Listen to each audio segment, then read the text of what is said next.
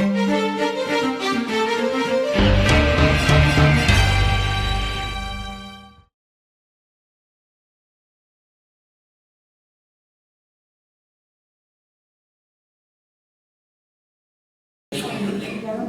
días, buenas tardes a todos y a todas. Muchísimas gracias por venir a la Facultad Latinoamericana de Ciencias Sociales, a este auditorio, donde todos los lunes estamos presentando avances de las investigaciones que hacen nuestros profesores, nuestros docentes, nuestros investigadores.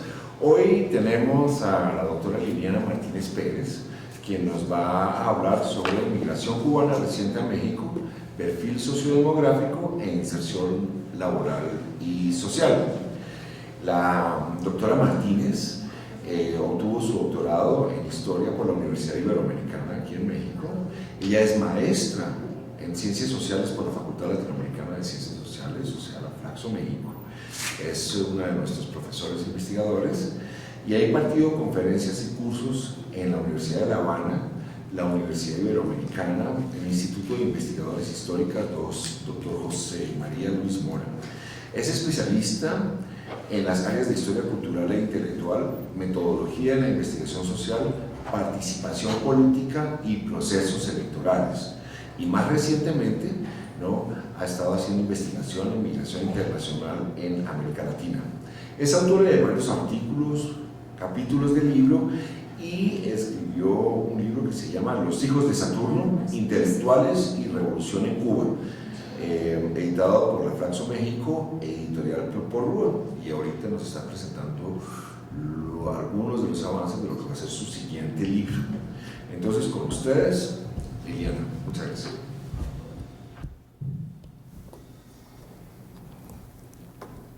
Gracias. Bueno, este será mi siguiente libro, pero colectivo, como dice el título de esta conferencia y como probablemente sea el título del libro. Es el resultado de un grupo de trabajo entusiasta, dedicado. Aquí está una de las que ahí aparece como colaborador y me alegra mucho verla aquí, Nivia Marina Brismat. Pero como dice ahí, la responsable de esto soy yo, y todo lo que no coincida con lo que algunas de esas autoras e investigadoras han hecho es mi responsabilidad. Se trata de una investigación que además fue financiada como proyecto de investigación Sociedades en Movimiento, Causas, Procesos y Consecuencias en la Migración Internacional y en América Latina y el Caribe, porque no solo incluía a los cubanos, sino también a los argentinos y a los colombianos. Esa era en principio la idea. Las preguntas de esta investigación, que eran, aquí las estoy desglosando, son principalmente estas que están aquí. ¿Por qué emigran los cubanos en las 2 últimas décadas? Ahí ya veremos que en algunos momentos se investigó un poquito más allá del 90, hasta incluso el 86, pero ¿qué características, cómo emigran los cubanos? O sea, ¿cómo lo hacen? No solo por qué, sino cómo lo hacen. ¿Qué características tienen los emigrantes cubanos? ¿Cómo se insertan laboral y familiarmente los cubanos? Creo que en general la preocupación mayor o el gran tema tras el cual andábamos varias de las investigadoras que en la lámina anterior vimos, tanto Nivia Marina Brismat, como Blanca Marleón, como Jessica Esnar Molina, como Nerina Cabrera Rodríguez, que no está en este título porque sus resultados no los voy a presentar ahora mismo. En realidad estaba relacionada nuestra preocupación,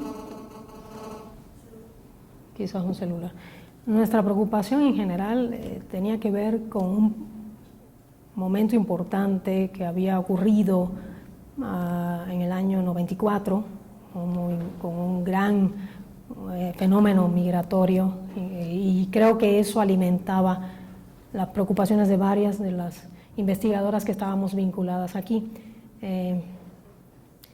Quizá como nada es casualidad y el azar siempre tiene algo que ver, hoy que es 22 de octubre y se conmemora 50 años del inicio de la crisis de octubre, que los norteamericanos llaman la crisis de los misiles, explica mucho de lo que ha cambiado para Cuba el escenario social y político. Hoy la preocupación, digamos, hace 10 años la preocupación ya no era esas preocupaciones de aquellos tiempos, de aquellos 50 años atrás, sino quizá que es probablemente el fenómeno social de mayor significado en la historia reciente cubana. Este gráfico que está aquí describe, ahí sale muy pequeño, está basado en los anuarios demográficos de Cuba y va de 1960 al 2010. Son los saldos migratorios externos cubanos y tiene un intento de periodización del proceso del fenómeno que vendría a ser ese primer momento de una emigración masiva que está ubicada entre el 60 y el 71, ya el 72 empieza a bajar sustantivamente. Luego, como ven, hay un movimiento más pausado y un gran pico, que es el del año 80, conocido también como la emigración de los Marielitos, o la emigración del Mariel. Luego, nuevamente, se baja y estanca, digámoslo así, y de repente vuelve a aparecer la marca que casi no se ve, es 1994, y a partir de ahí hay un proceso de migración importante, sistemático.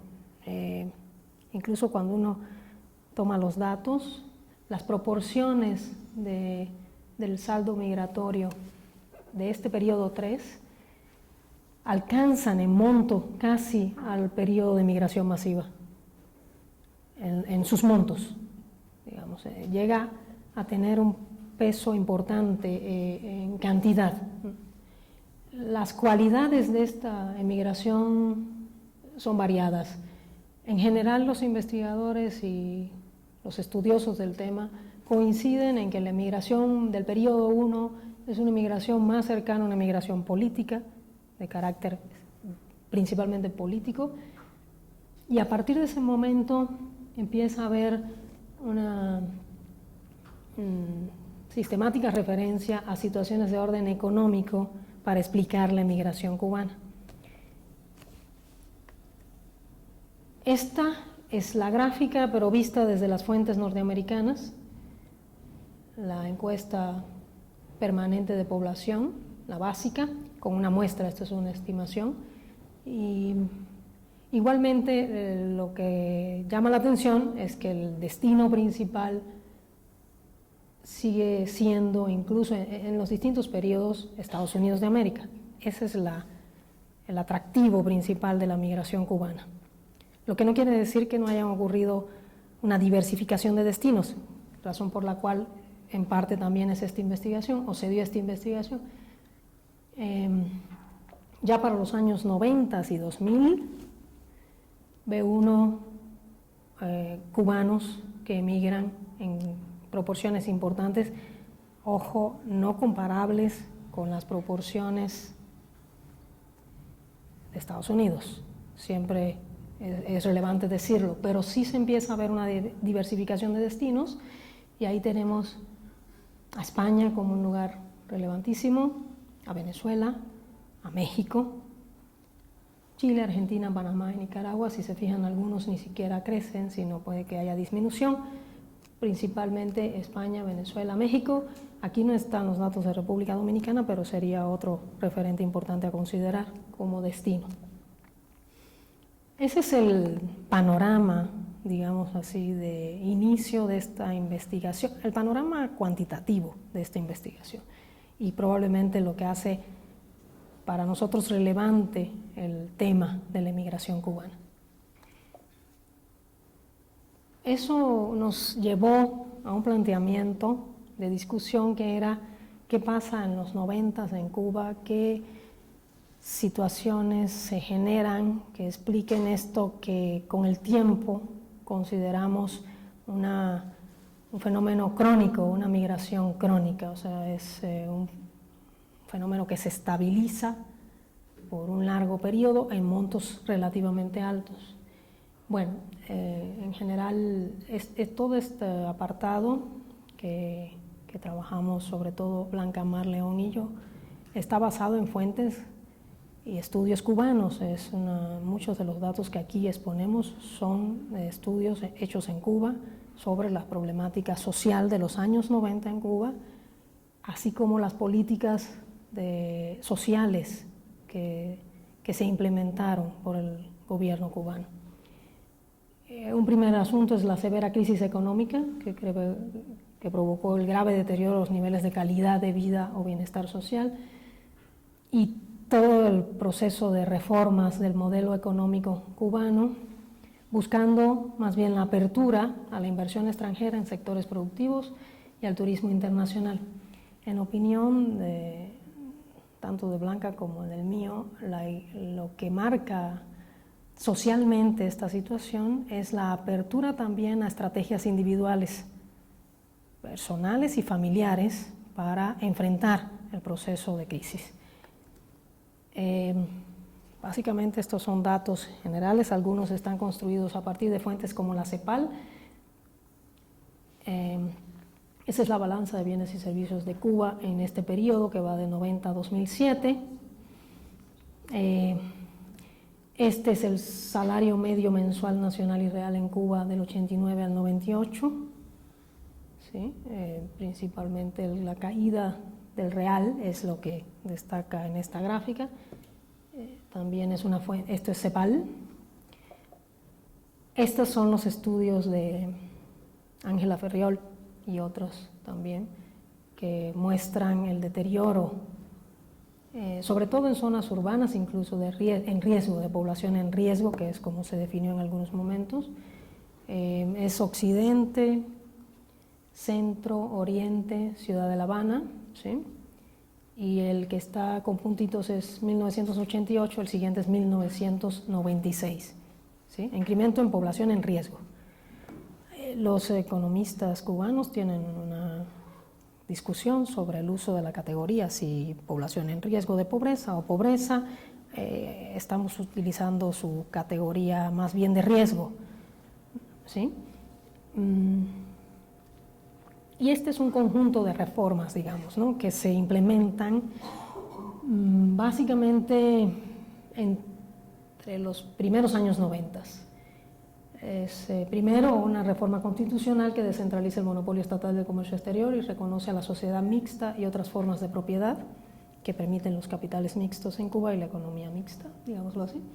Una reorganización de los órganos de administración central del Estado. Algunos de estos procesos todavía se implementan. O sea, estamos señalando solo el momento quizá de arranque, ¿no?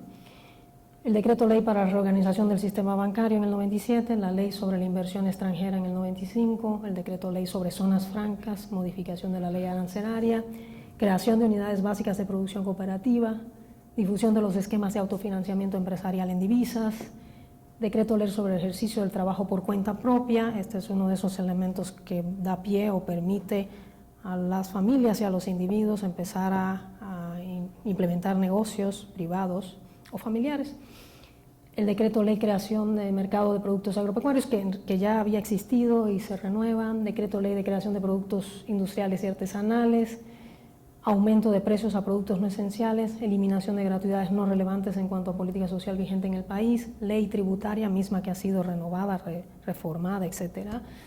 Despenalización de la tenencia de divisas, que es uno de esos elementos que siempre se comenta, que es cuando los nacionales pueden tener como dinero y usar como dinero dólares primero y luego una moneda que es una moneda propia del país que tiene una referencia a la divisa, que es el CUC.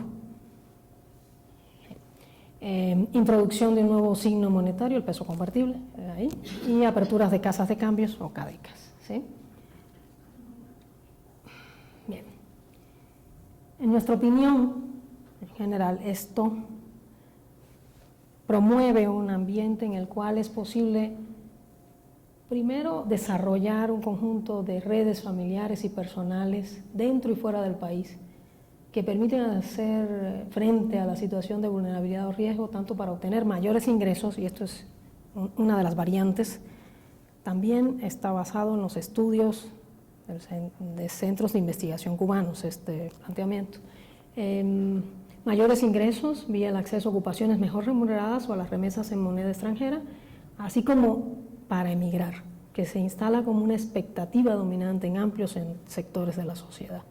Sí, son dos estrategias fundamentales. Emigrar es una de las estrategias más importantes y aparece en los estudios psicosociales de la época, ¿sí? Como primera opción ante la situación que vive el país en los 90s. Como segunda opción, ya esa es como primera, está la posibilidad de insertarse o reinsertarse en todo el mundo del mercado laboral que genera o que está cerca de la moneda libremente convertible. También. Hay aquí una insinuación en el caso de una hipótesis, digámoslo así, entre mi colega Blanca Mar y yo, y es que aquí se instala también, Nivia lo sugiere en algún modo en sus estudios, se instala esta actitud de huida, de salir como forma casi única de enfrentar la situación que hay en el país. Paso a, bueno, este es un ejemplo de lo que se ha señalado como una consecuencia demográfica de esta situación de salida sistemática, crónica de individuos del país, que es la idea de que las variables de la población o que afectan a la población en realidad principalmente se deben a la emigración y no tanto a tasas de crecimiento, de mortalidad o de tasa bruta de natalidad, sino al saldo migratorio. El saldo migratorio explica el decrecimiento demográfico fundamentalmente en estos años en el país. Y de algún modo es, para algunos, el síntoma social por excelencia, de la problemática social por excelencia, digamos. Ahora paso a otro elemento que consideramos como grupo de investigación relevante, que son las políticas migratorias del país emisor. Para nosotros el fenómeno migratorio se explica no solo por una situación económica específica como la que describí hasta este momento, sino también por el proceso de las políticas migratorias. Y en nuestro caso, no tanto inmigratorias, porque no sufrimos de un problema serio de inmigración, sino de emigración.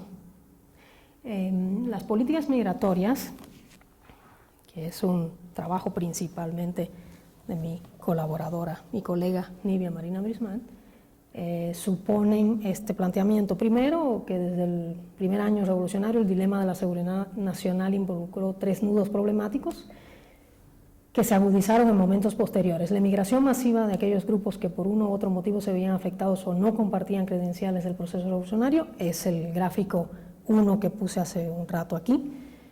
Las acciones de sabotaje o armadas, por lo general con enclave en territorio de Estados Unidos de América, el incremento de la intensidad del conflicto con el gobierno estadounidense.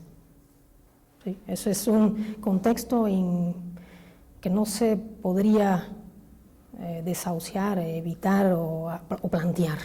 Forma parte de la problemática de las políticas migratorias cubanas.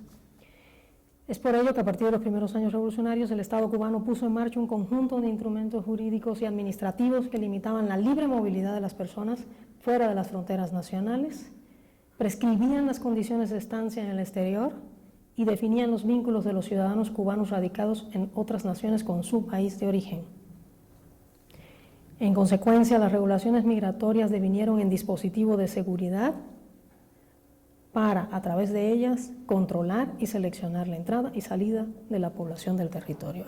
Esto me parece relevantísimo porque la definición que propone Nivia es clara en relación con cómo juega y cómo modula el proceso migratorio. La política migratoria se convierte en un dispositivo de seguridad. Tampoco es el único país que lo ha promovido, pero sí es relevante decir que esto está funcionando en el fenómeno.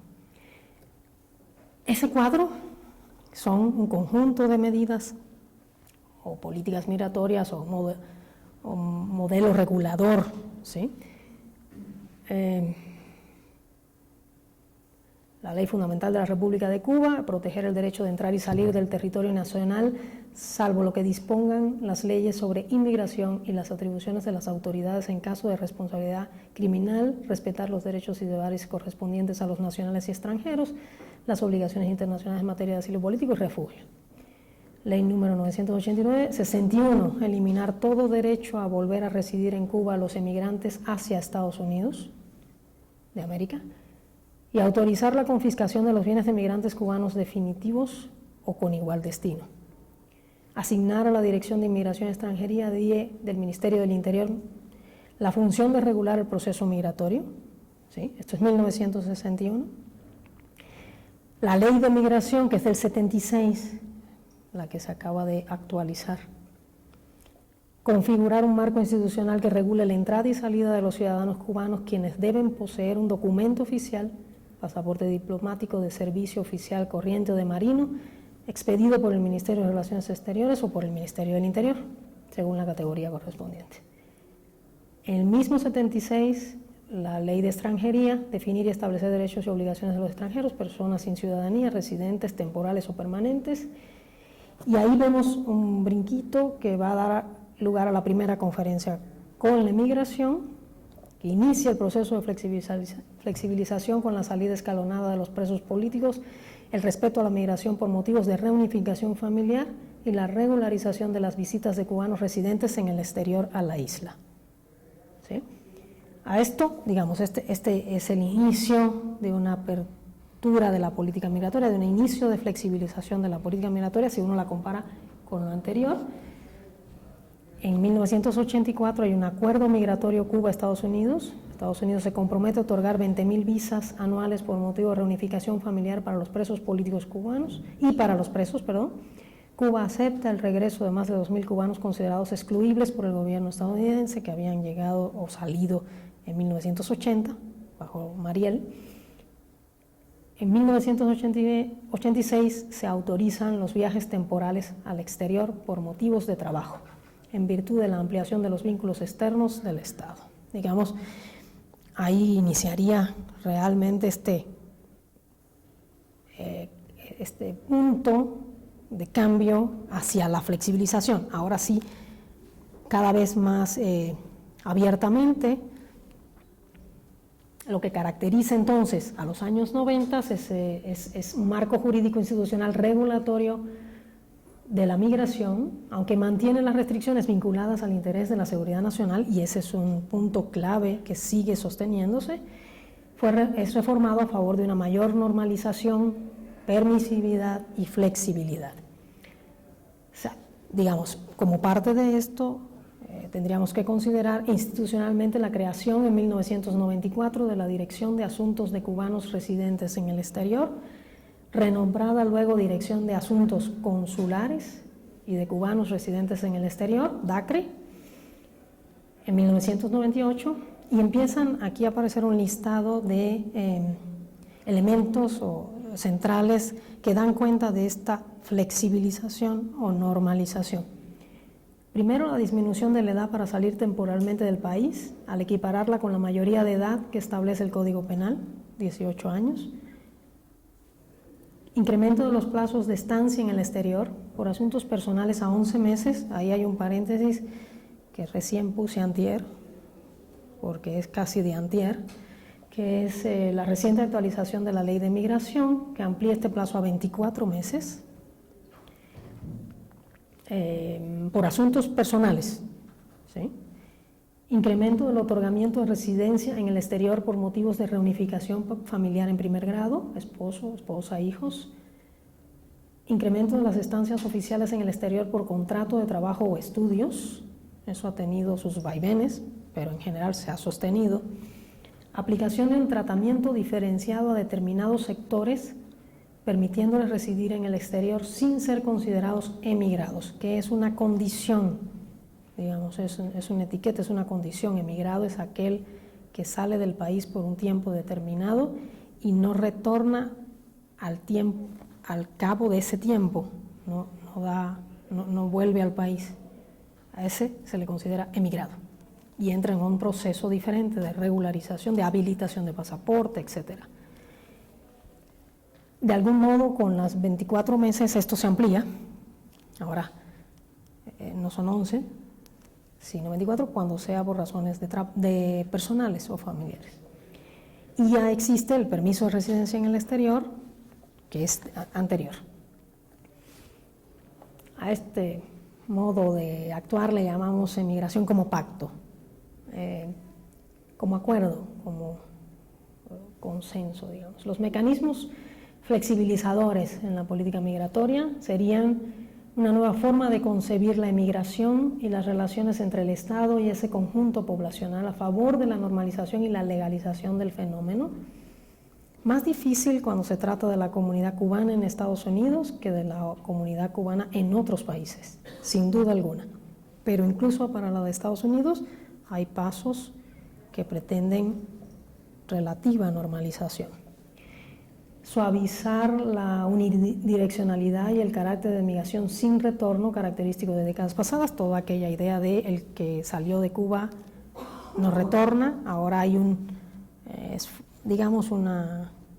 la posibilidad del retorno, ¿sí? De la visita, del retorno, y propiciar la diversificación de los países de destino, aunque eso sí se mantiene como preponderante Estados Unidos de América, ¿sí? Los mecanismos restrictivos dilatan el proceso migratorio a partir de los requisitos impuestos a la salida y la opacidad de la información sobre el proceso, definitivamente.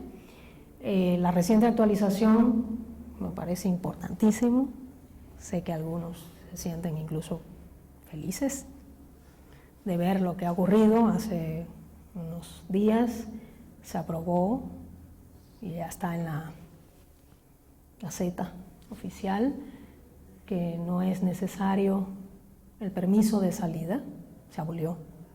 No existen los permisos de salida para salir de Cuba a los cubanos y tampoco hace falta una carta de invitación para salir de Cuba.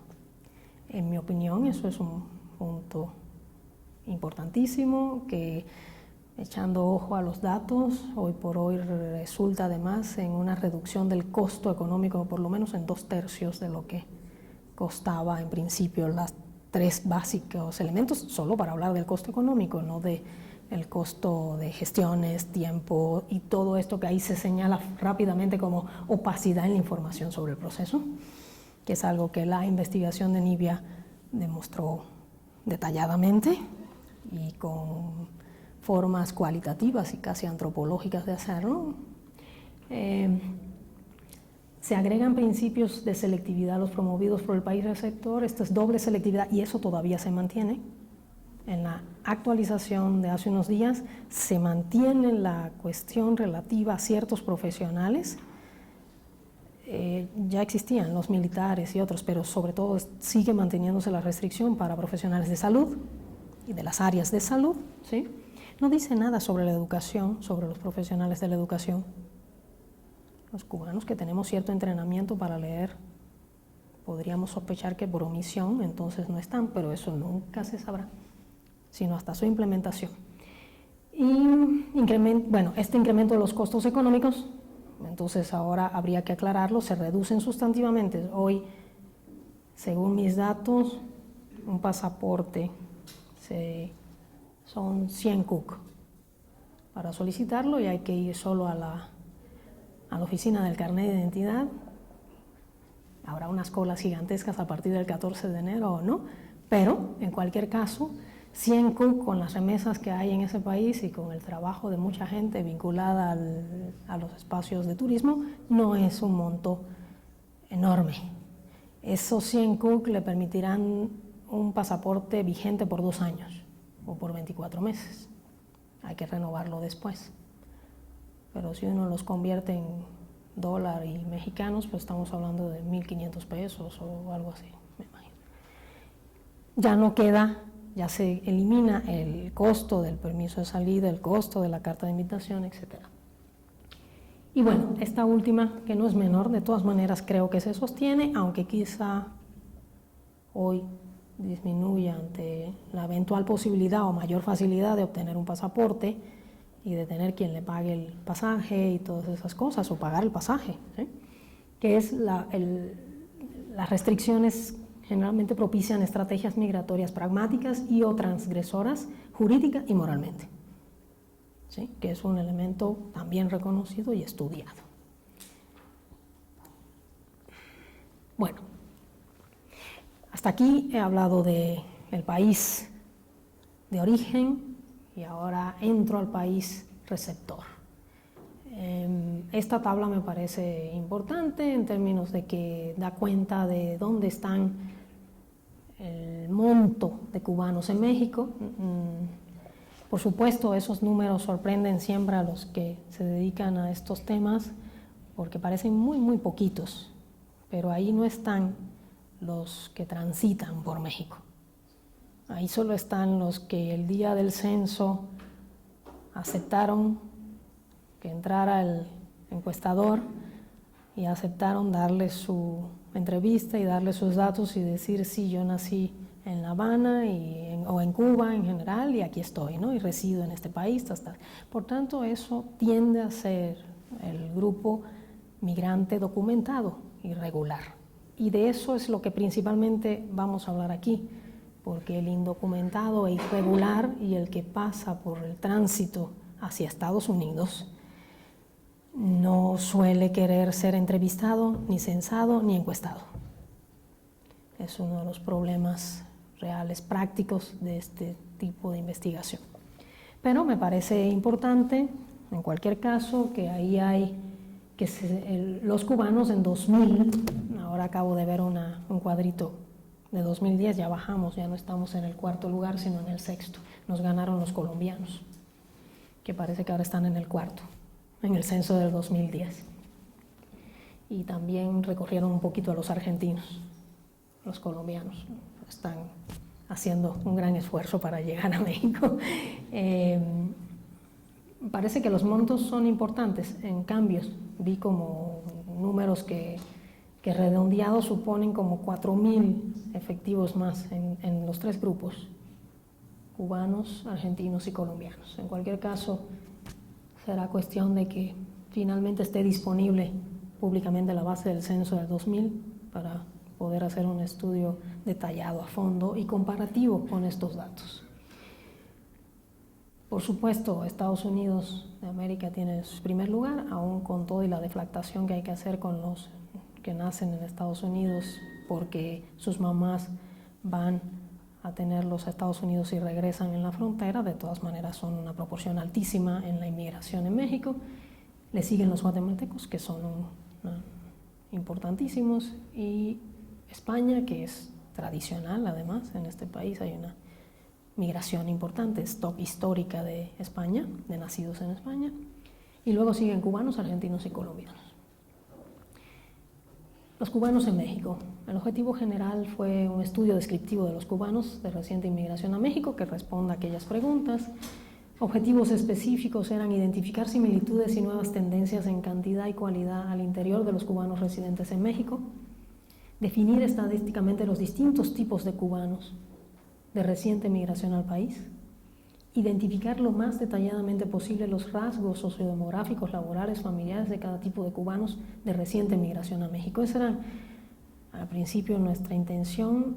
En este caso el trabajo principalmente fue con la doctora Jessica Aznar Molina, que es la otra persona que trabajó conmigo los procesamientos tanto del censo, del 12 Censo General de Población y Vivienda en México, como de una encuesta, que son los datos que voy a presentar más adelante.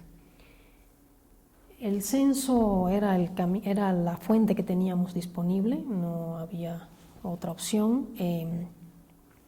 Tuvimos la suerte de contar con todos los que habían declarado nacer en Cuba, ¿sí? Y en el censo del 2000 hay una pregunta que es ¿dónde residían en 1995? 5 años antes, y eso nos permitió hacer bloques diferenciados de los nacidos en Cuba, porque nacidos en Cuba, en México hay grandes grupos también de migraciones previas. Entonces, sí queríamos tener al menos la posibilidad de trabajar con lo que consideramos la migración reciente, que eran aquellos que declararon que estaban en el año 95 en Cuba, de modo que llegaron entre el 96 y el 2000 a México, ¿sí? La población nacida en Cuba, residente en México en el año 2000, eran 6.647 individuos, de ellos migrantes recientes, en 95 no residían en México, eran 2.352, migrantes no recientes, o sea que sí residían en México en el 95 ya al menos, son 4.224. Hay un monto que no especifica el lugar de residencia, y de estos migrantes recientes tenemos que habían estado en otro país que no era Cuba, podía ser sobre todo Estados Unidos, y vinieron a vivir a México, ¿sí? Que eran, en Estados Unidos 207, y en otro país pueden ser europeos la mayoría, perdón. Y los que no habían nacido más en Cuba, digamos, los que sí vivían en Cuba en 1995, eran 1.979 individuos. Construimos algunos hogares con esta población, ¿sí? Y fueron 1.461 hogares, que el censo tiene esa posibilidad porque tuvimos la base completa, no una muestra, la base completa de individuos nacidos en Cuba. Esta es la característica. Voy a centrar en los migrantes recientes, porque los no recientes hay una comparación, pero no creo que sea ahora el caso. Entre los recientes destacan estos momentos importantes de grupos de edad de mujeres y hombres, esta estructura por sexo y edad, que era un tema que nos interesaba a nosotros por sospechas, sugerencias, ideas, anécdotas que nos habían llegado. Tenemos un grupo importante de mujeres que están en las edades de 25 a 30. Ese es en el momento del censo, no es al llegar, eso lo vemos en la encuesta. Esto es censadas, ¿sí? Y a diferencia de esto, los hombres son un grupo dominante en edades mayores, 35, 39, 30, 34. Este es el índice de masculinidad de esta población, digamos, ¿no? Los hombres y mujeres. Hay una proporción importante de mujeres jóvenes y una proporción importante de hombres no tan jóvenes, relativamente todo. Y esta es una tabla muy difícil de leer desde donde están ustedes, pero básicamente es para dar cuenta de la escolaridad, tanto de hombres como mujeres. Si se fijan, acá lo importante está en los niveles altos de escolaridad de los hombres y de las mujeres. 41% de los hombres con licenciatura completa, 7.8% de ellos con maestría o doctorado completo. En las mujeres B1 un poco más preparatoria, completa o incompleta, 30%, 28% licenciatura completa, ¿sí? Digamos que esta es una variable sustantiva porque muchas de las problemáticas relativas a la migración cubana, al menos en México, es que son calificados, es una migración muy calificada. Las tasas de participación en la actividad económica también son altas, sobre todo entre los hombres, menos en las mujeres, pero también altas en las mujeres, como puede observarse. Y estas son las ocupaciones, los principales grupos de ocupación de los migrantes recientes, o sea, que vivían en Cuba en 1995 y llegaron, digamos, o por lo menos fueron censados en 2000 en México. Pues ahí destaca lo que de algún modo estamos también tratando de rastrear y explorar, que es en primer lugar los trabajadores del arte, de espectáculos y deporte, en segundo lugar trabajadores de la educación, tercer lugar profesionistas, ¿sí? Es el ámbito de una migración calificada de algún modo también, ¿sí? Funcionarios y directivos, algunos hay, comerciantes, empleados de comercio y agentes de ventas, también algo hay. O sea, 2/3 de la población censada estaban en esos primeros 5 grupos de población. Esta es la categorización del INEGI que se utiliza, ¿sí? La clasificación de ocupaciones. Hicimos un estudio de conglomerados, una relación para hacer nuestra idea de tipos, de tipología de cubanos en México. ¿Qué tipos de cubanos había en México? Lo que resultó del estudio de conglomerados con la base de recientes es que hay una proporción importantísima de lo que llamamos trabajadores, en la que destacan los hombres. ¿Sí? No obstante, hay un grupo no menor, 19.2% de todos los que están incluidos en esta base, que son de 15 a 64 años de edad, perdón, porque aquí estaba la ocupación de por medio, entonces no incluimos menores y demás.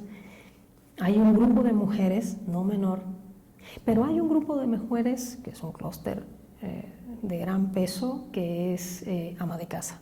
Se declara ama de casa, nacida en Cuba, de reciente migración, ¿sí? Bueno, están los atípicos y otras mujeres, ¿no?, que estudian, algunos que estudian, ¿sí? Esta es una referencia contra la que tiramos varias de las otras variables que voy a mostrar y que están en el censo. Esto, que es medio difícil de leer,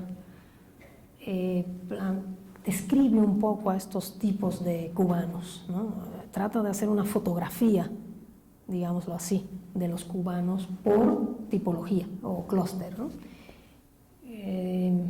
El clúster de los hombres trabajadores tiene una mediana de edad de 36 años, están entre los 25 y los 39 años, tienen licenciatura completa, están ocupados, son trabajadores del arte, espectáculos y deportes, son en la situación en el trabajo son empleados u obreros.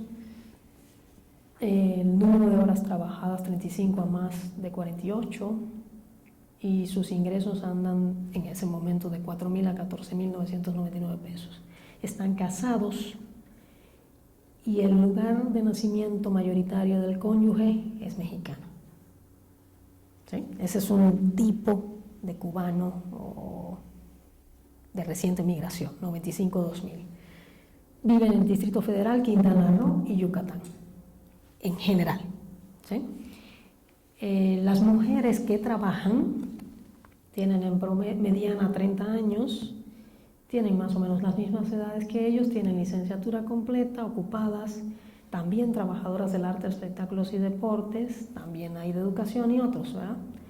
Son empleados u obreros, trabajan de menos de 35 a 48 y ganan de 2.000 a 9.999, digamos que con las mismas calificaciones y categorías ganan mucho menos que ellos en promedio, lo cual es una variable sistemática, digamos, no se excluyen de la estructura y del mercado del país, ¿sí? Las mujeres suelen ganar menos en las mismas ocupaciones que los hombres, es lo que quiero decir.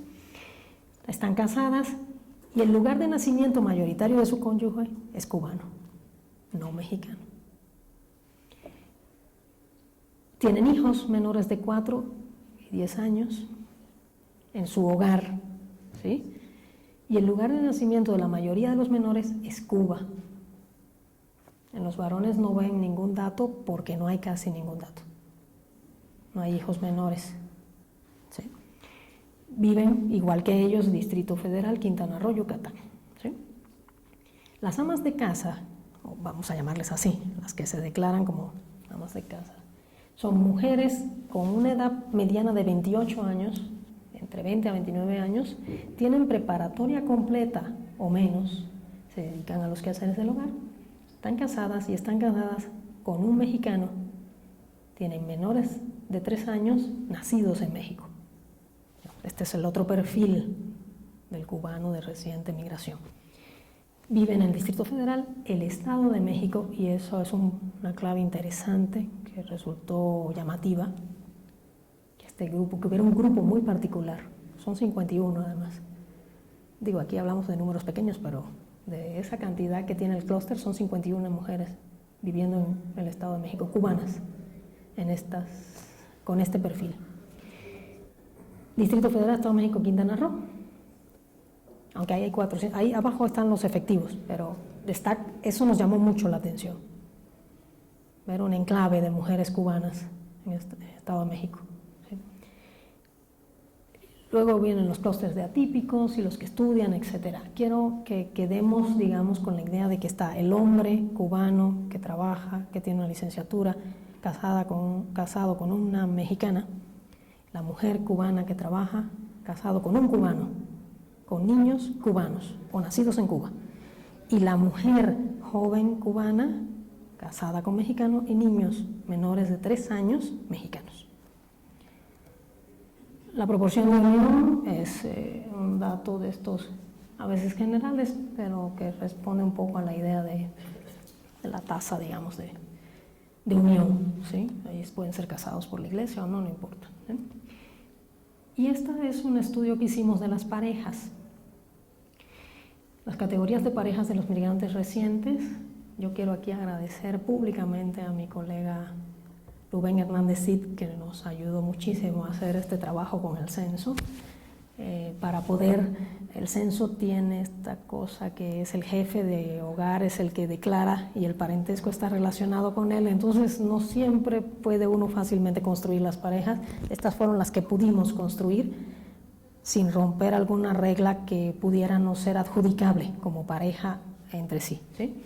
Encontramos 796 parejas y de ellas parejas no mixtas el 22%, parejas mixtas con hombre cubano el 32% y parejas mixtas con mujer cubana el 44.5%.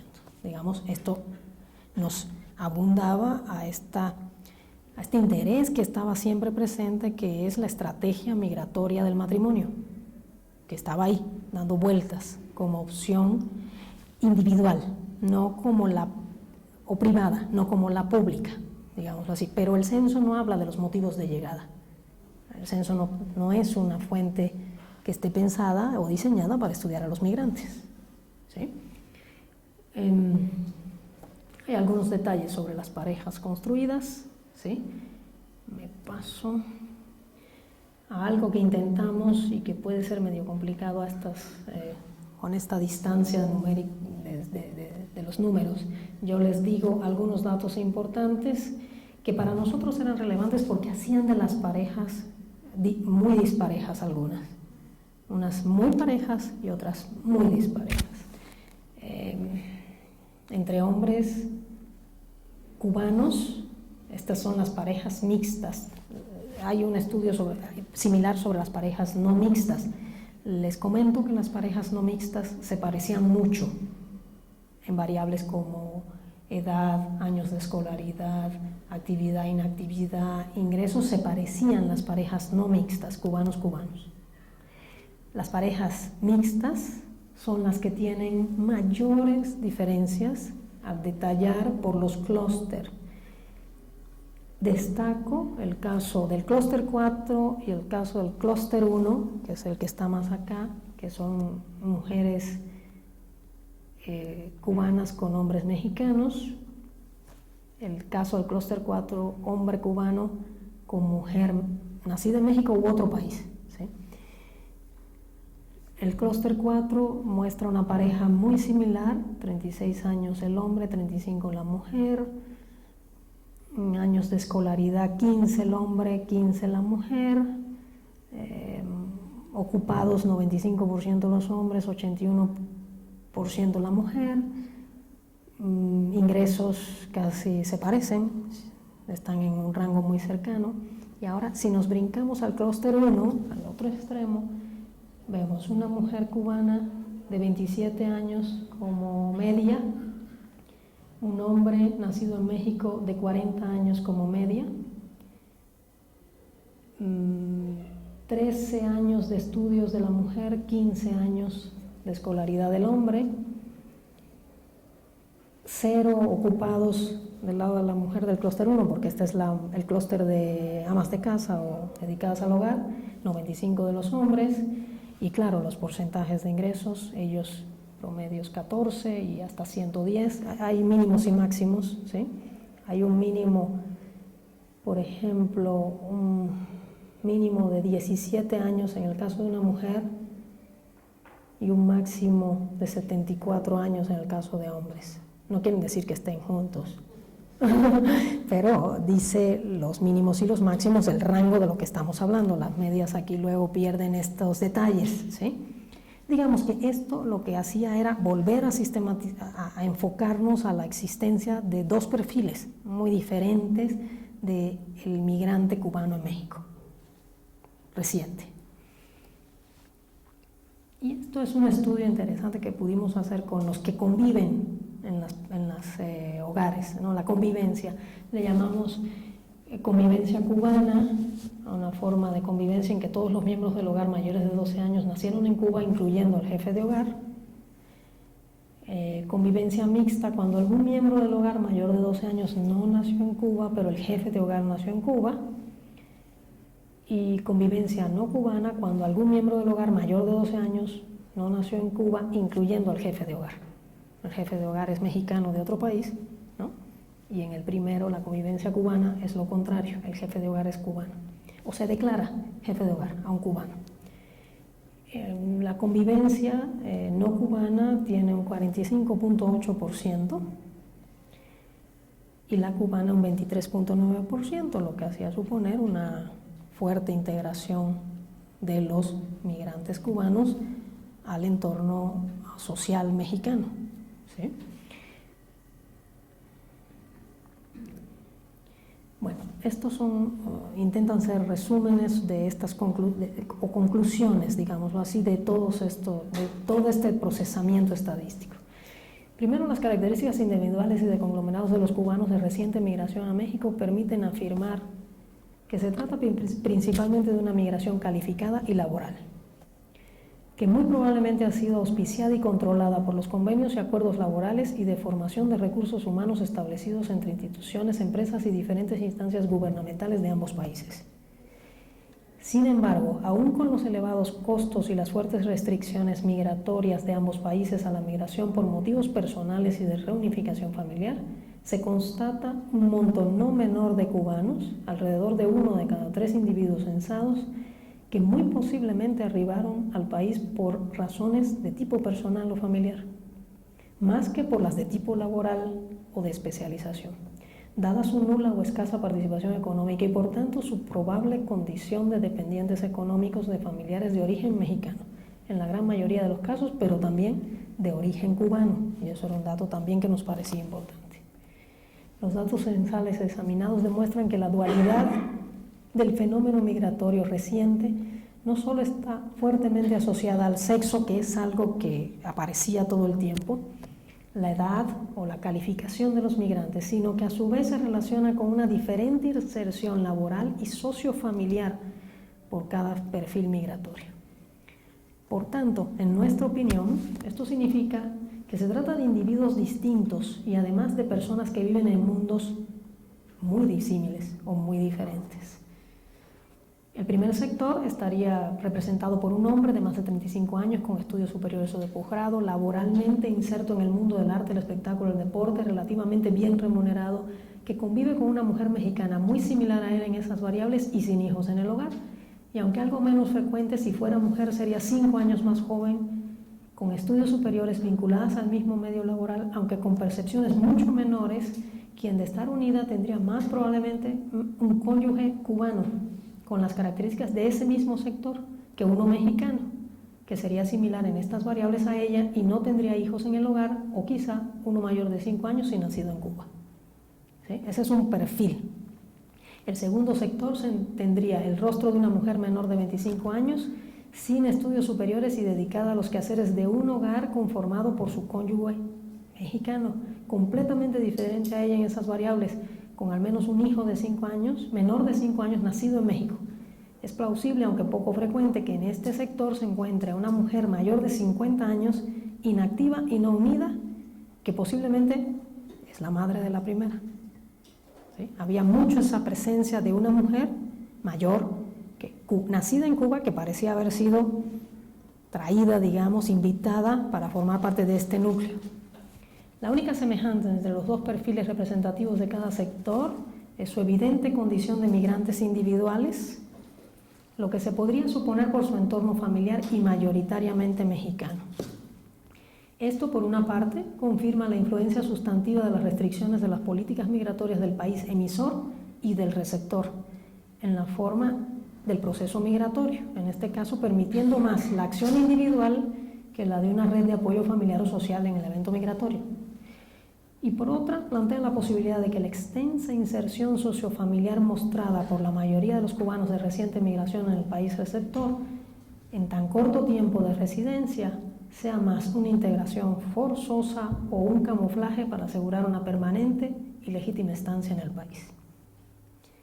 Esas eran algunas de las conclusiones más importantes.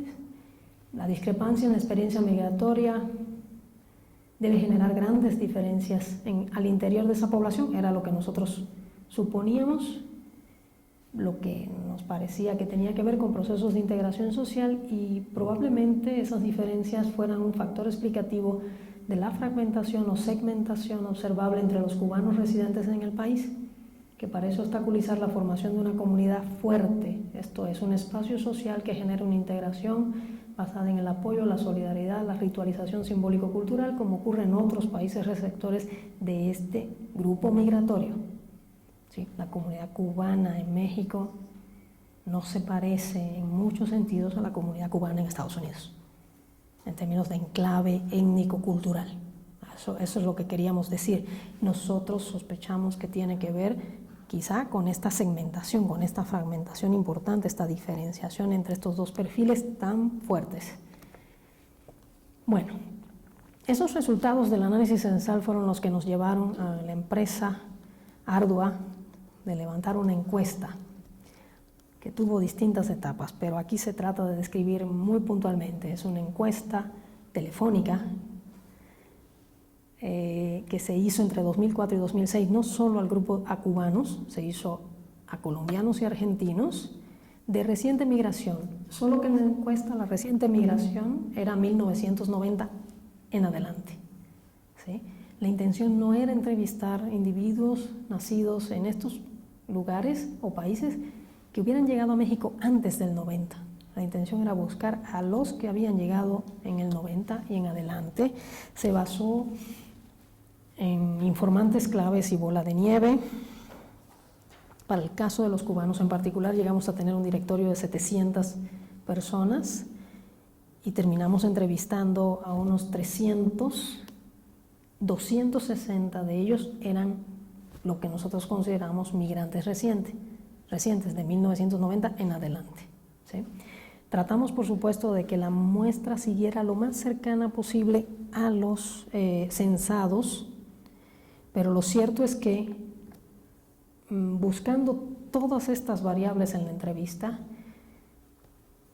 terminamos acercándonos a un grupo que viene a ser el clúster 1, el clúster de los trabajadores que están en el censo. ¿Sí? Todas estas características se intentaron reconstruir, las características sociodemográficas al momento de la encuesta, el nivel de escolaridad y calificación al momento de llegar a México, el año y motivo de llegada a México, la trayectoria académica en México, la trayectoria laboral en México, la composición del hogar al momento de la encuesta, la movilidad interna a partir de la llegada a México, la movilidad internacional en el último año, sobre todo si era a Estados Unidos o a Cuba, y el nivel de satisfacción respecto a la situación personal, laboral y familiar en México. En una encuesta relativamente larga, pero nos ayudó muchísimo un software que se diseñó incluso para esto. Lo que decía hace un rato, en general, después de trabajar con la encuesta y lo que resultó ser la muestra, tuvimos principalmente acceso a este conglomerado del censo caracterizado como trabajadores. ¿Sí? Hombres y mujeres de alta escolaridad, activos, unidos entre sí o, en el caso de los hombres, con mujeres mexicanas. Tuvimos mucha menos presencia de encuestadas con las características de conglomerados de mujeres inactivas y tuvimos explícitamente negación para hacer la entrevista. Esa es la realidad. Este es un grupo que sufre de una fuerte invisibilidad y que se negó incluso explícitamente en ocasiones a darnos la entrevista. O nos mintió a tal punto que la entrevista no era factible. Realmente, como anécdota incluso, de tener que finalmente llamarlas y hablar ya aparte y que nos dijeran, pues sí, yo inventé todo lo que está ahí. O sea, es cierto, es incoherente.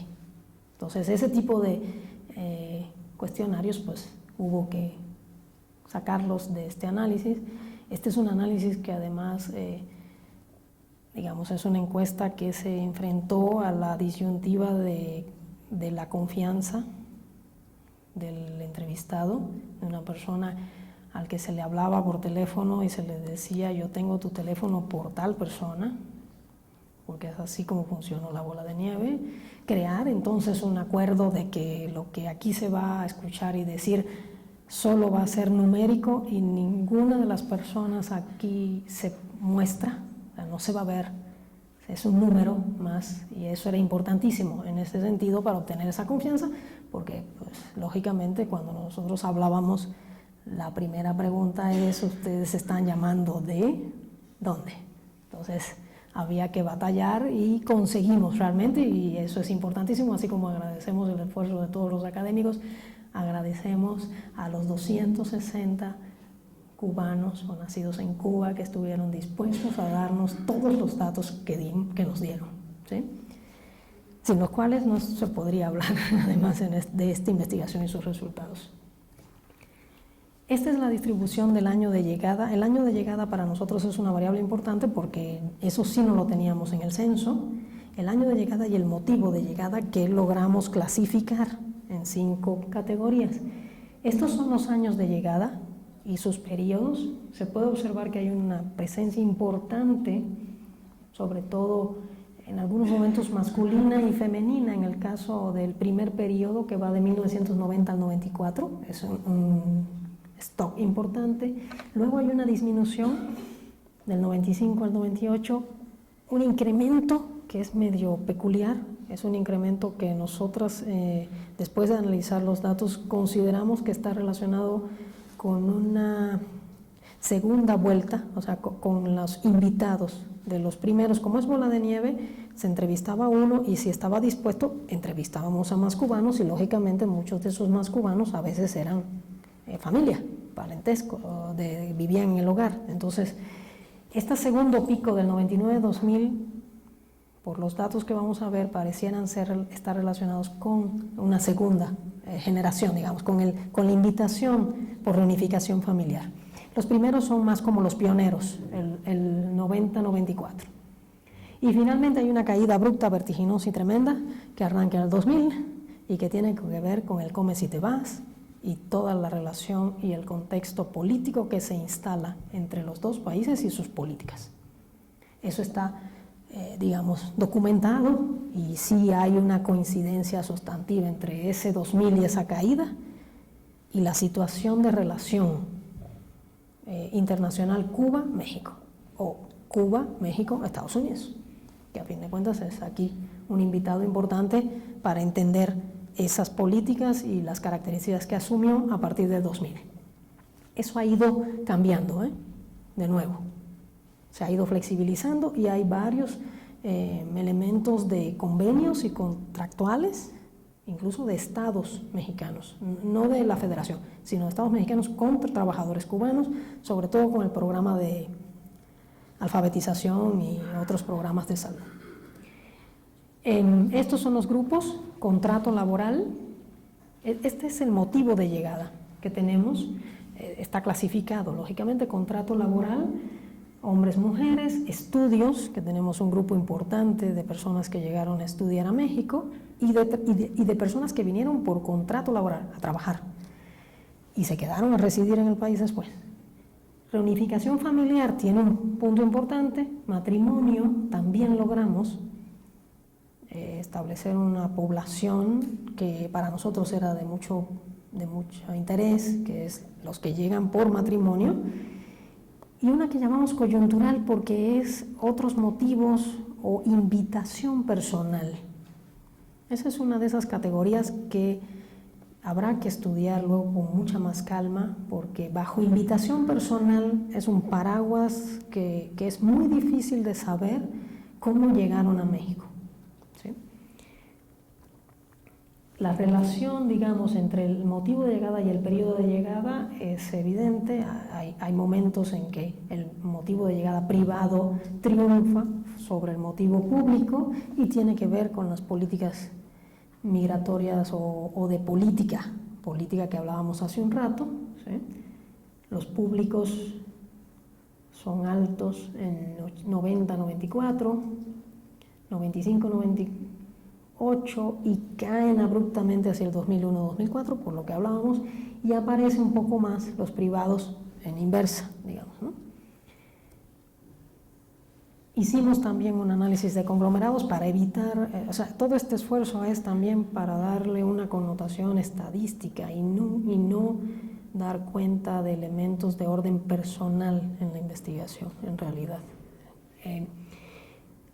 Las edades de llegada, los motivos de llegada, los niveles de escolaridad al llegar, las áreas de estudios al llegar, tienen mucha relación con lo que vimos en el censo. Realmente, básicamente hay un conglomerado de mujeres que llegan por reunificación familiar, que de todas maneras tienen nivel universitario y que llegan sin estudios superiores, ¿sí? Pero también hay muchas de ciencias, de ingeniería, industria y construcción, ¿sí? Y luego tenemos a los hombres, que hay dos grupos. El conglomerado 3 es el de los más pesados, digamos, que son los que llegan por motivo laboral, con niveles universitarios, de humanidades y artes, y eso es un sesgo de nuestra muestra. Probablemente tiene que ver con la situación de los informantes claves y del tipo de bola de nieve que nos condujo por saturación a este tipo de cubano en México. Luego tenemos otros grupos de hombres y mujeres que llegan por estudios, pero tienen posgrados, etc. Este es un esfuerzo que hicimos para intentar ver qué factores pesaban más realmente, probablemente en la migración laboral. Por contrato laboral queda claro en el estudio con este grupo que el factor nivel de escolaridad al llegar es fundamental. Tiene un enorme peso en la probabilidad de que un cubano en nuestra muestra llegue a México a trabajar y residir en México, su calificación altísima al llegar. Muchos de ellos con posgrados, no en Cuba, sino en países de lo que fue la Europa del Este. ¿Sí? Y el área de estudios al llegar también, artes y humanidades, tiene un peso importante.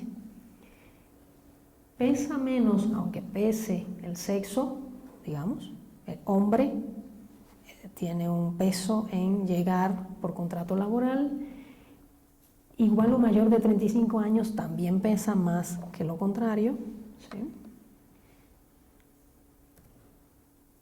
Este es un estudio también que hicimos ya en inserción laboral, que resultó para nosotros interesante notar que aunque había muchos que no llevaban por contrato laboral, trabajaban en México. Habían llegado por razones privadas, reunificación familiar, estudios. Sin embargo, había una altísima participación económica. Hicimos un estudio de sobrevivencia para ver qué pasaba, y lo que pasaba es que una buenísima parte de estos inmigrantes en menos de un año tenían empleo, aun cuando entraban con categorías que no lo facilitaban, no lo autorizaban, ¿sí? Esa es una función de sobrevivencia relativa al tema en particular de la inserción laboral. O sea, los hombres rápidamente se insertaban al mercado laboral, aquellos que llegaron sin contrato laboral. Evidentemente, sí pesaba notablemente su calificación y cierta red, evidentemente, que les permitía instalarse en el mundo laboral rápidamente, muy rápidamente. Muy pocos no trabajaron en ningún momento, al momento de la encuesta, Sexo 18.11, edad de llegada, ¿sí? Este es el estudio estadístico, digamos, de sobrevivencia, y estos son los estratos, ¿sí? Evidentemente, en general queda claro que tanto mujeres como hombres se insertaban al mercado laboral rápidamente, relativamente rápidamente en México, ¿sí? Estos son sus ocupaciones, que si se recuerdan se parecen un poco, aunque hay un sesgo hacia el trabajador de la educación, pero aquí teníamos trabajadores del arte, espectáculos y deportes, profesionistas, funcionarios, o sea, seguíamos de algún modo la pauta censal, ¿sí? Se parecía en ese sentido esta muestra al gran número censal, y hicimos un estudio de trayectorias de inserción laboral, ¿sí? La mayoría había logrado una trayectoria continua con un empleo único o continua con empleos múltiples. Eran trabajadores, eran individuos que aún entrando sin un motivo de residencia que les autorizara a trabajar, se instalaban en el mundo laboral temprana, rápidamente y con cierta estabilidad, según nuestros datos. Las intensidades laborales, que es un asunto que aquí destacamos de este análisis de variables, fue muy llamativo. Hay altísimas intensidades laborales, sobre todo en el grupo de hombres, no tanto en las mujeres trabajan, pero con mucha menos intensidad laboral, ¿sí? En general, ¿sí? Los varones tenían mucha más intensidad laboral. Es una variable que construimos, es un constructo de variables. Y la movilidad era importante, no parecía muy grande, pero sí había una movilidad laboral, ocupacional, ¿sí? Básicamente entre las mujeres ascendente,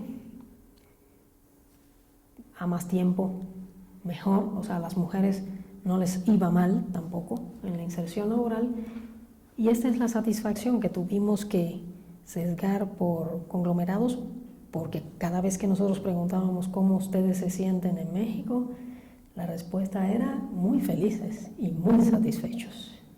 Entonces, para darle a aquello un sentido, porque muy satisfechos eran una enorme cantidad de individuos, le transversalizamos esta variable que eran los conglomerados, y ahí digamos que es más claro que hay cierta insatisfacción en conglomerados como el 1,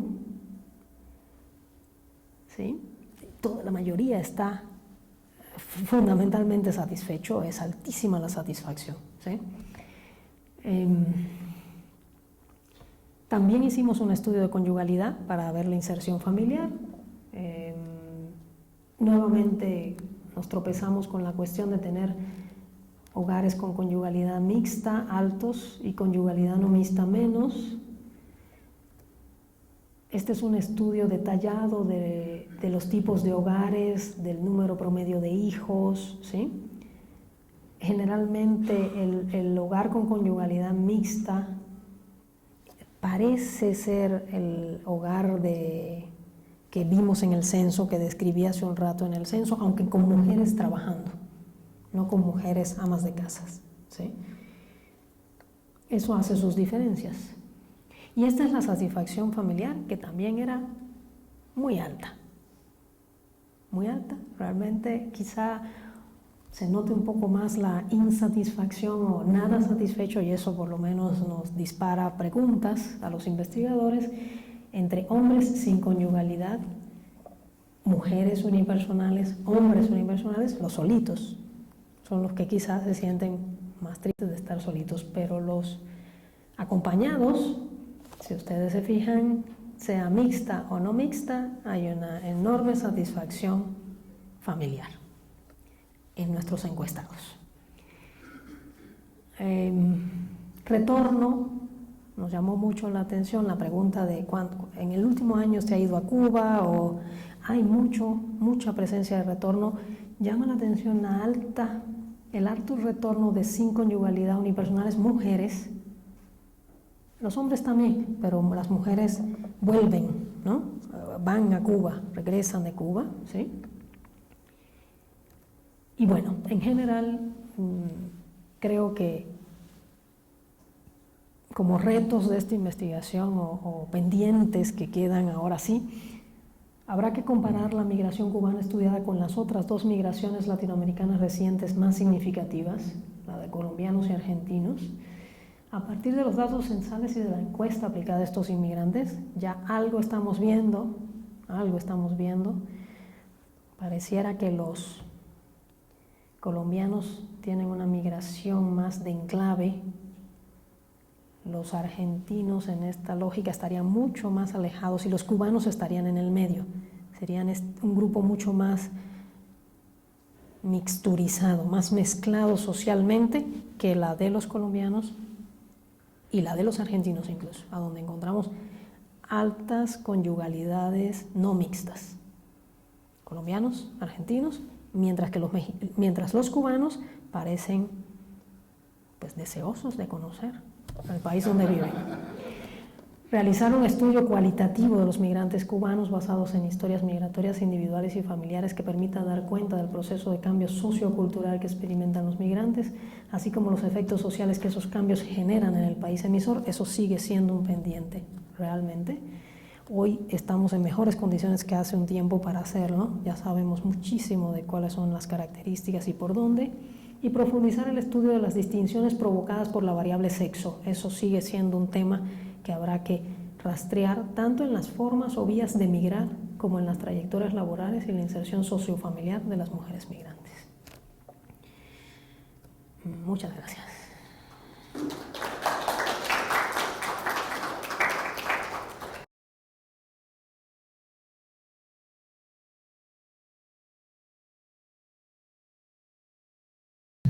Muchas gracias, Liliana, muchísimas gracias por la charla. Yo creo que abrimos en este momento para una sesión de preguntas, ¿no? Un tema tan particular como este, ¿no? Es muy interesante las conclusiones que se han conseguido. Entonces, aquí, ¿qué levanta la mano?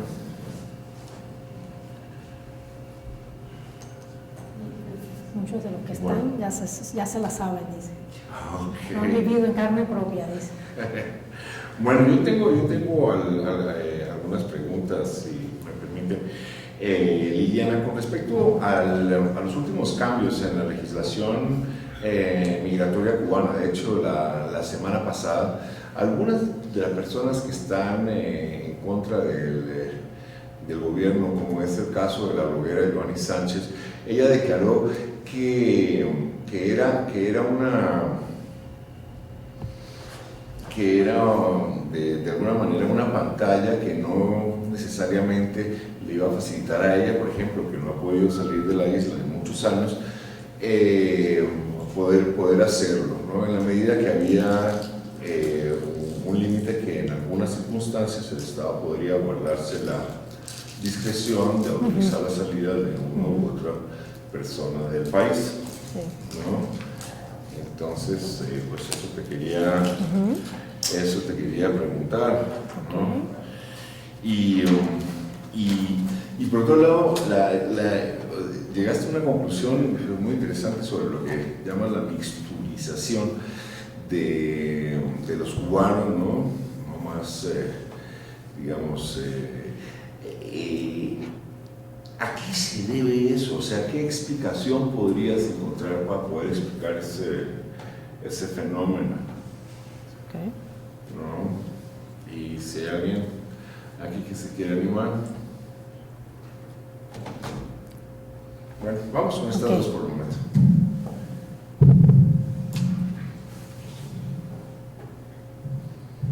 Empiezo por la mixturización, porque Joanny desafortunadamente no es una fuente que considere muy segura yo o confiable. pero en cualquier caso, respondo a ello también. Sí, nuestra primera sospecha era de esta mixturización, digamos, estaba basada en la larga relación histórica entre Cuba y México, para empezar.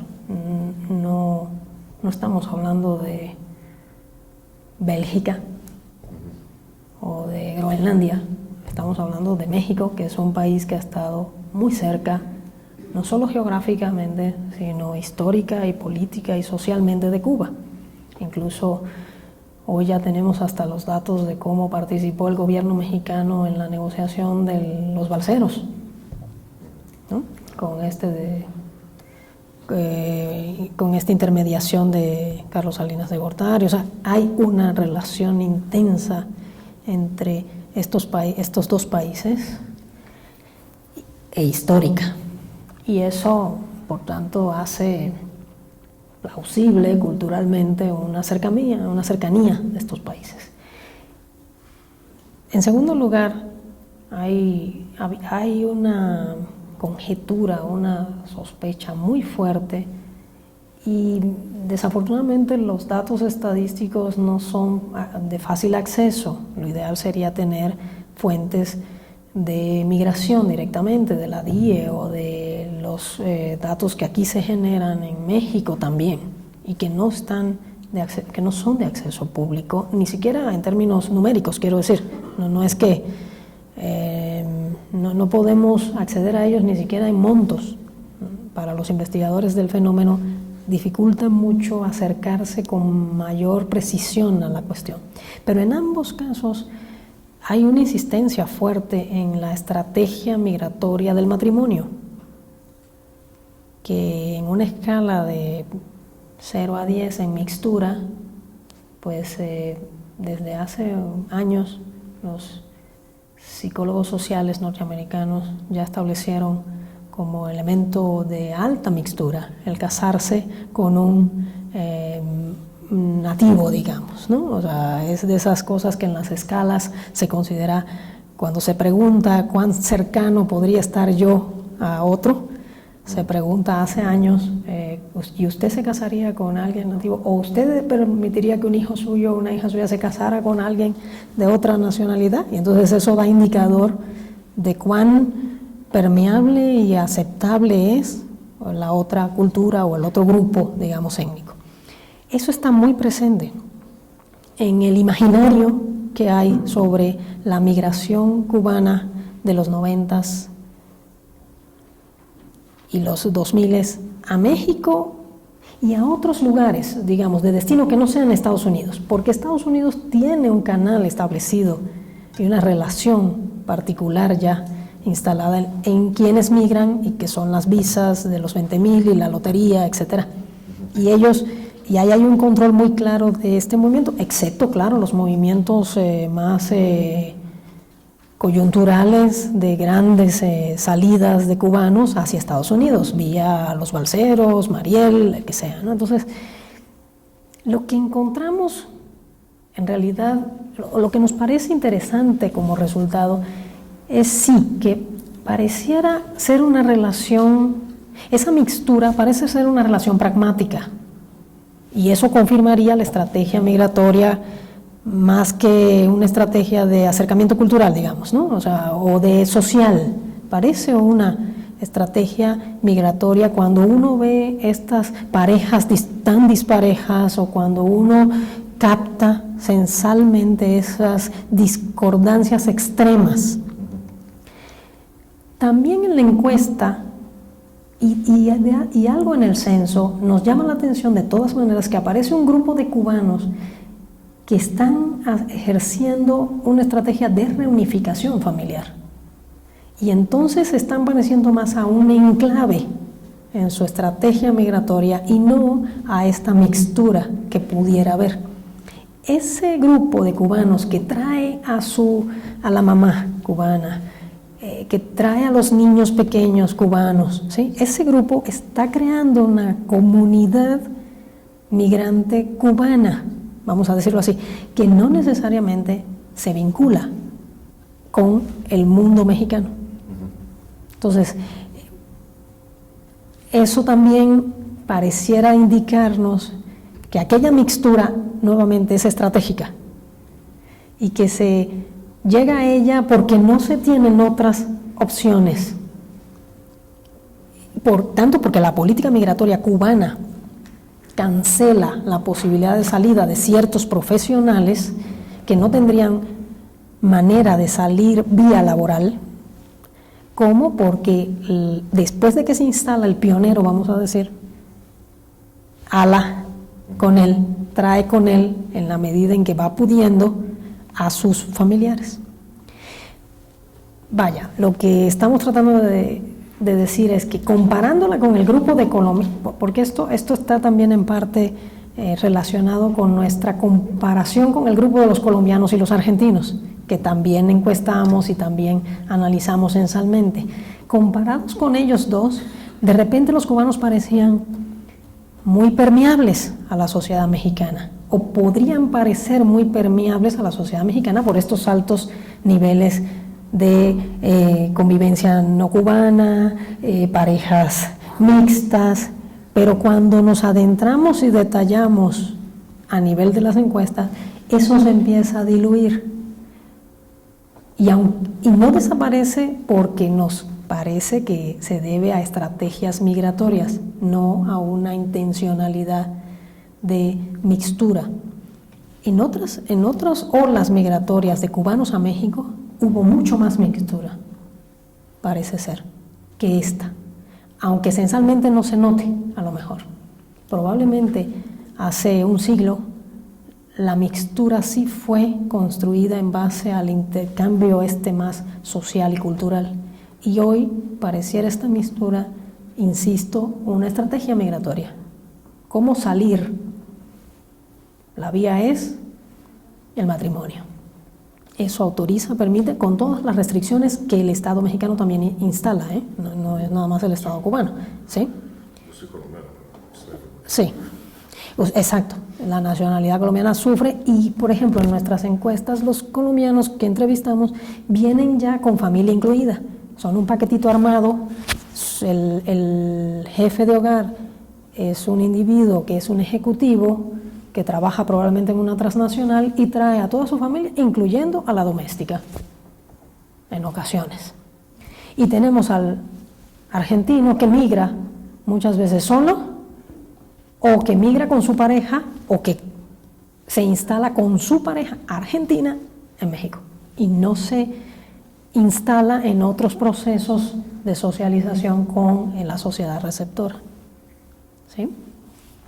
Sobre la cuestión de la actualización, que es así como se ha definido en Cuba, la actualización de la reforma lo que está es, sí, manteniendo sin duda alguna el control sobre ciertos grupos profesionales que siguen estando a discreción del Estado cubano y del gobierno. La argumentación de siempre es los profesionales que se formaron y que pudieran ser objeto del robo de cerebros, como se le conoce al robo de migración calificada, ¿no? Sí, en ese sentido queda un rango de discrecionalidad. Yo, no obstante, creo que no es menor la reforma, no es desdeñable, creo que da paso a una evidente posibilidad de normalizar un poco más el proceso migratorio y que los cubanos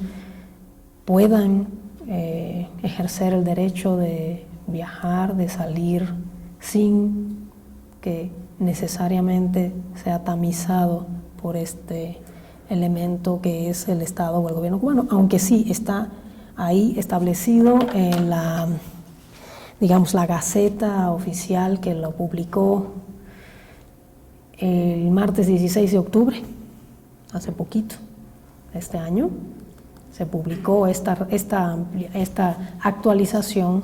Sí deja claro las razones, las causales, y indica algo que a lo mejor Bueno, alguien no lo entenderá, yo traté de hacerlo claro, pero sí, eliminar la carta de invitación y eliminar el permiso de salida es un paso importante para normalizar esta relación. Hombre, claro, falta mucho por normalizar la relación entre el Estado y sus individuos en el asunto particular de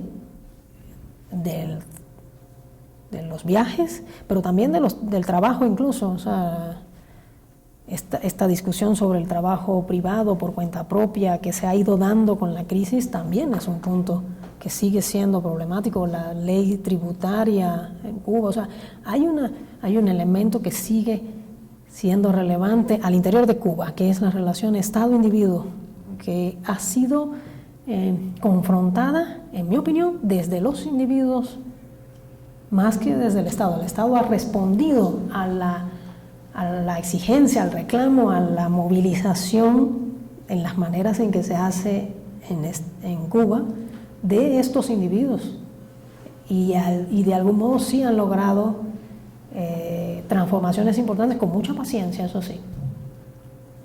Han tenido una enorme paciencia, han tenido que pasar algunas generaciones para conseguir algunos de estos elementos que me parecen sustantivísimos. Sí. Perfecto. ¿Hay alguna otra pregunta? ¿Necesitas este? Ah.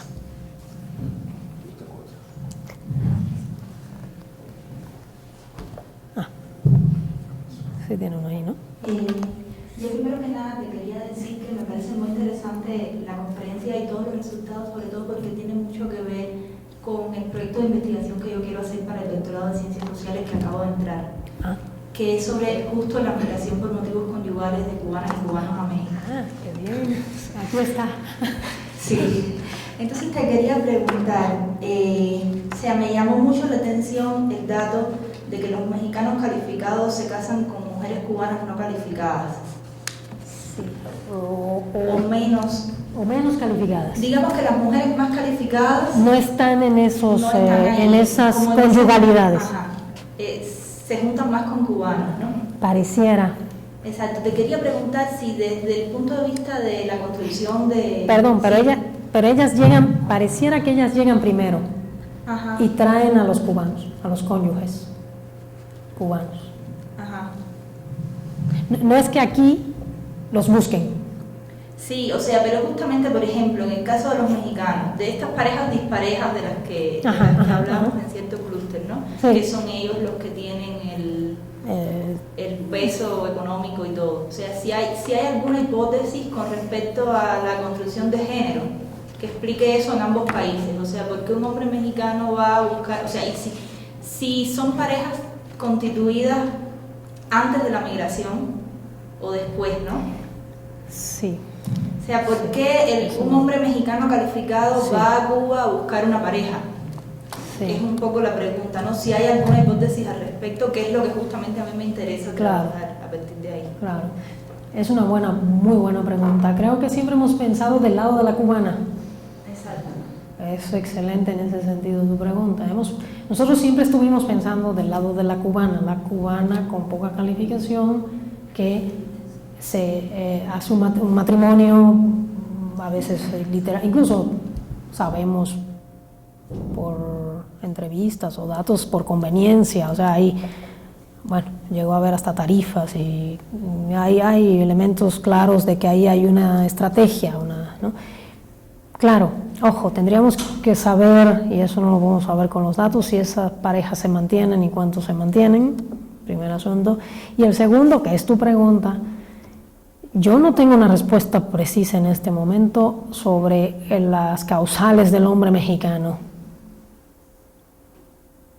Es una muy buena pregunta, creo que puedo sugerir, puedo tener sospechas y conjeturas como todos, pero habría que construir muy bien por qué el hombre mexicano, como se ve aquí en estas parejas, calificado, con ingresos relativamente altos, es lo que aquí podríamos definir como una clase media, no son ejecutivos, ¿sí? O sea, esos ingresos que están ahí no son de ejecutivos. Claro, del lado de allá se ven como si fueran de ejecutivos, Aquí todo es relativo cuando se trata de ingresos y de circunstancias, ¿no? Creo que ese es un elemento a considerar, pero siempre del lado de allá. ¿Cómo se ve esto del lado de acá? Las experiencias que tuvimos, por ejemplo, con las encuestadas que se negaban a contestar, o tuvimos muchos problemas para construir el área familiar. Eso no lo señalé aquí, está planteado con detalle en el libro, en el anexo metodológico del libro que saldrá, porque sí hubo un intento inicial nuestro aventuradísimo de preguntar 1000 cosas sobre el mundo familiar y de pareja. Y tuvimos que retroceder, porque de eso no se hablaba. Incluso hubo encuestados que se negaron a darnos las edades de sus cónyuges o con quien vivían, ¿sí? O sea, el foco familia, el punto, el área familia, lo tuvimos que reducir casi a eso que está ahí en la encuesta, que es con quién vives, y parentesco y edad, y en algunos casos perdimos la información porque no quisieron dar la edad ni el parentesco. El censo, que te da un margen, siempre con los sesgos del caso, sí nos permite ver esto. Yo no aventuraría del todo cualquier conjetura. Evidentemente hay un elemento que tiene que ver, y lo digo porque se notó en algunos momentos como muy claramente con el censo, de tráfico y vulnerabilidad. Y sí nos tocó a entrevistadas que se negaron a hablar en el momento en que las estábamos llamando, y llamaron después, algunas de ellas años después, incluso, para decir, ahora sí puedo hablar, ahora sí quisiera hablar, pero uno nota allí que hay un negocio, una economía de la migración, digamos, y un negocio, pero no creo que todo esté resuelto así. Tiene que haber otros elementos que expliquen. Habría que considerar incluso el ciclo de vida de estos hombres mexicanos, cuál es la situación porque probablemente ya tuvieron un matrimonio, eso no lo sabemos, pero con los otros datos demográficos lo puedes contrastar. Es probable que haya habido ya otro matrimonio con hijos, que sean hombres mexicanos que ya van por un segundo matrimonio. En fin, habría que pensarlo con calma.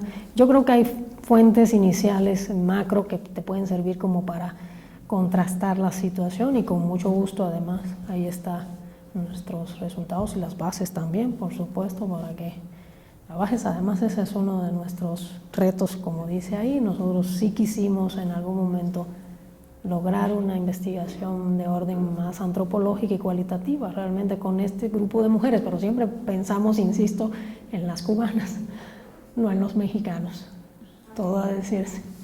Sí. Muchas gracias, Liliana. Yo tengo una pregunta ahí. ¿Alguna otra persona quiere hacer otra pregunta? Bueno, yo quería hacer una pregunta precisamente de lo que me hablaste, ¿no? Que es de ese tipo de migración de los cubanos que utilizan el territorio mexicano para subir a Estados Unidos. Y como mencionaste hace un momento, ahí también hay un negocio muy grande, y ahí hay un tema de trata muy complejo y una asociación en muchos casos criminal para poder llevar a los cubanos a Estados Unidos a través de México. Quería claro. decir algo al respecto. Sí. Hay un estudio en el libro del que no comenté, que es el de Nerina, sobre el nicho de la música cubana en Mérida, Yucatán. Es un estudio mucho más antropológico y cualitativo, y ella estableció, digamos, las primeras llegadas de cubanos recientes justamente con los grupos que viajaron a Yucatán. Incluso nosotros decimos en la encuesta que uno de nuestros límites serios es que no tuvimos a nadie de Quintana Roo. No logramos encuestar a nadie de esas zonas, que son las zonas a donde hay muchos de estos grupos. Nerina encontró y reconstruyó bastante la situación de los viajes turísticos, de espectáculos, porque ella estudia el nicho de la música cubana y sus arranques son los espectáculos que son del 86 en adelante empieza a haber viajes de contratación para espectáculos en estos enclaves turísticos mexicanos, de bailarinas y de músicos. Creo que ese es un punto por donde podría arrancar un estudio que apuntara a esta cuestión, que es importantísimo. Desafortunadamente esos datos nuevamente son de difícil acceso. Ya hay algunos datos, el Instituto Nacional de Migración y el Centro de Estudios Migratorios ya empezó a publicar un boletín migratorio donde uno puede ver incluso retenidos o deportados, ¿no? Que están retenidos en estas casas, ¿no? Donde quedan por nacionalidad, y ahí aparece ya un poco el fenómeno más en blanco y negro. Quiero decir, uno puede rastrear los procesos de tránsito, o por lo menos de estos grupos de migración irregular o indocumentada. Nosotros no logramos acceder a esta población, esa es la realidad. Yo insisto, nosotros pudimos acceder a una migración documentada, regular, que, vamos a decirlo con claridad, algunos tienen ganas de contar lo bien que les ha ido en su migración. O sea, para trabajar esta migración y su tránsito, que ha sido importante, y hay procesos, ha habido intensificación del proceso de tránsito. Como suele ocurrir, estos flujos irregulares también tienen que ver con los procesos la problemática de la regularización de la migración cubana a Estados Unidos. ¿Sí? Cuando se cierran aquellas compuertas y se cierran mucho tiempo, empieza a expandirse y salen por otros lados los migrantes a buscar opciones, y uno de ellos es el tráfico por esta costa, ¿no? De Veracruz y, ¿no? Del Golfo, ¿sí?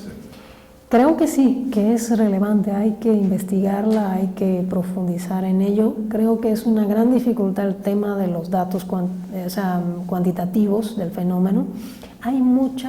Uno puede seguir en la prensa, pero ahí creo que tenemos que ser cuidadosos los investigadores, porque hay una inflación numérica de repente. ¿No? Hay números exagerados por las razones políticas que se enlazan al problema.